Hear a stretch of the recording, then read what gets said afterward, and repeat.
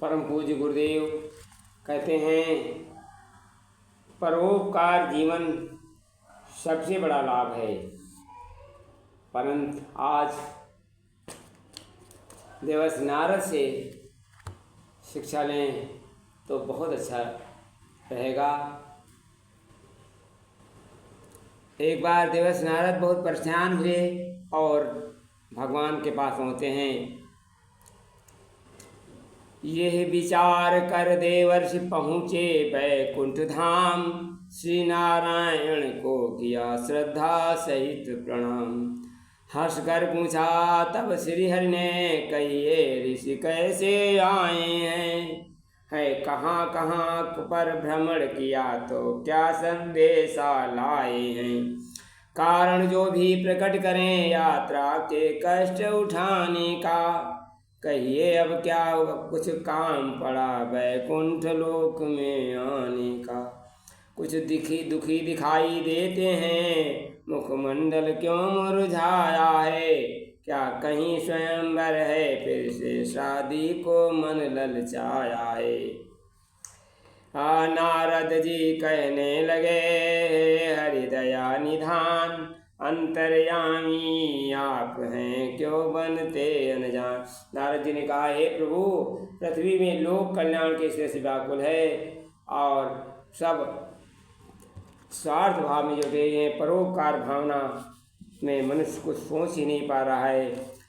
वो सोचता है मैंने इतना किया पर इसके बदले मुझे क्या मिला। ऐसा विचार करने वाले की उतावली न कीजिए। बादलों को देखिए, सारे संसार पर जल बरसाते हैं, किसने उनके एहसान को बदला चुका दिया।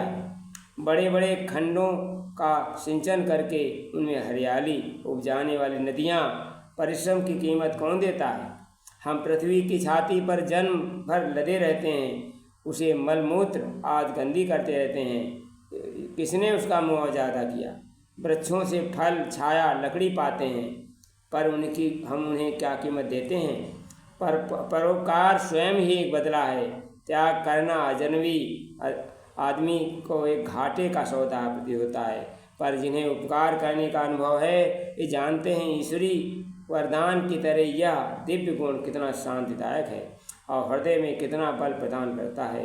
उपकारी मनुष्य जानता है मेरे कार्यों से कितना लाभ दूसरों को होता है, उसे कई गुना अधिक स्वयं मेरा भी होता है। त्याग करना, किसी के कुछ सहायता करना, उधार देने की वैधानिक पद्धति है। जो कुछ हम दूसरों को देते हैं वह हमारी रक्षित पूंजी की तरह परमात्मा के बैंक में जमा हो जाती है। जो अपनी रोटी दूसरों को बांट कर खाता है उसको किसी बात की कमी नहीं रहती है, केवल खाना और जमा करना ही जानता है। उसे भाग्य को क्या मालूम त्याग में कितना मिठास होता है। एक बार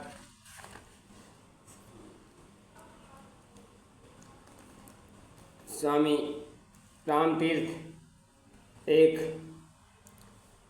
सज्जन के यहाँ भोजन करने पहुँचे। भोजन कर रहे थे, उनके पास बालकों का समूह इकट्ठा हो गया। उन्होंने सारी रोटी उन बालकों को बांट दी।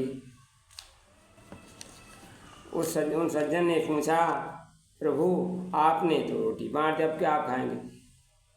ऋषि कहते हैं हमारा आत्मिक सुख हमें प्राप्त हो गया।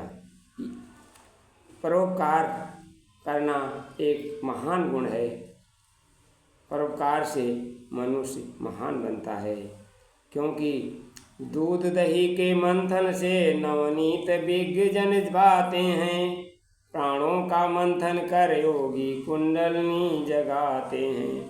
करते हैं आरुण मंथन तो यज्ञान प्रकट हो जाती है। चिंतन का मंथन चलता है तो बात समझ में आती। यदि मन में हो दुश्चिंतन तो देव धनुज बन जाते हैं। पर सत्य चिंतन के कारण ही वे मनुज देव कहलाते है। विशंबर मानो ऐसे जो सब उनका यश गाते हैं। जो दीन दुखी के संबल बन भूलों को राह दी। सागर मंथन जब हुआ निकले रत्न ने, समंथन करो सुविचार का जागृत करो। धन्यवाद। वीडियो अच्छा लगे शेयर करें।